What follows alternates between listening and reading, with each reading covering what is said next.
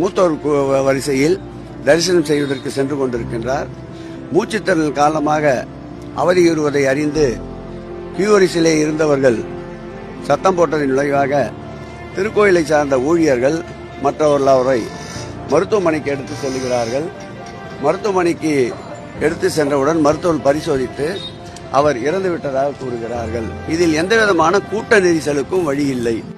எதுக்கு இந்த மாதிரி ஃபேக் நியூஸ் பரப்புறாங்க எனக்கு தெரியல சார். நல்லாதான் சார் இருந்தாரு, நல்லா பேசிட்டு போனவர் சார். எங்க அம்மா லைன்ல கொஞ்சம் முன்னாடி போயிட்டனால அவரால் அந்த லைன்ல போக முடியல, நான் பின்னாடி வரேன் அப்படின்னு சொல்லிட்டு அவர் போயிட்டாரு. பின்னாடி என்ன நடந்தது ஏது நடந்தது எங்களுக்கு தெரியாது, எங்க அம்மாவுக்கு தெரியாது சார். அங்க சரியான ஒரு உதவி கூட கிடைக்கல எங்க அப்பாவுக்கு. யாரோ மெடிக்கல் காலேஜ் ஸ்டூடெண்டா யாரோ சொன்னாங்க, அவங்கதான் ஹெல்ப் பண்ணாதான் சொன்னாங்க போலீஸ் ஸ்டேஷன்ல. அதுவும் எங்களுக்கு தெரியாது உண்மையான சத்தியமா. அதனாலதான் இறந்திருக்காரு. மூச்சு விட முடியல, சரியான உதவி கிடைக்கல, ஒரு தண்ணி கூட இல்ல சார். அவங்க காத்து வரல, ஒண்ணு வரல, அவ்வளவு கூட்டத்துல சரியான ஒரு நிர்வாகம் பண்ணிருந்தாங்கன்னா இந்நேரம் எங்க அப்பா உயிரோட இருந்திருப்பாரு. அந்த மருத்துவ வசதி திருச்செந்தூர்ல இல்லைங்க. அது இருந்திருந்தா எங்க சித்தப்பா காப்பாத்தி இருந்திருக்கலாம். அது இல்ல. அரை மணி நேரம் மேல ஆச்சு.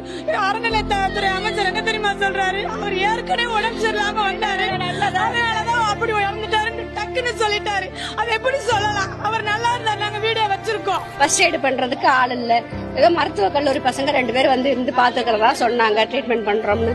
அப்புறமா 108 வந்திருக்கு. ஒரு அரை மணி நேரம் கழிச்சுதான் வந்திருக்கு சார். ஃபர்ஸ்ட் எய்டும் பண்ண முடியாம வெளியே கொண்டு வர முடியாம என்ன செய்ய முடியும் நாங்க?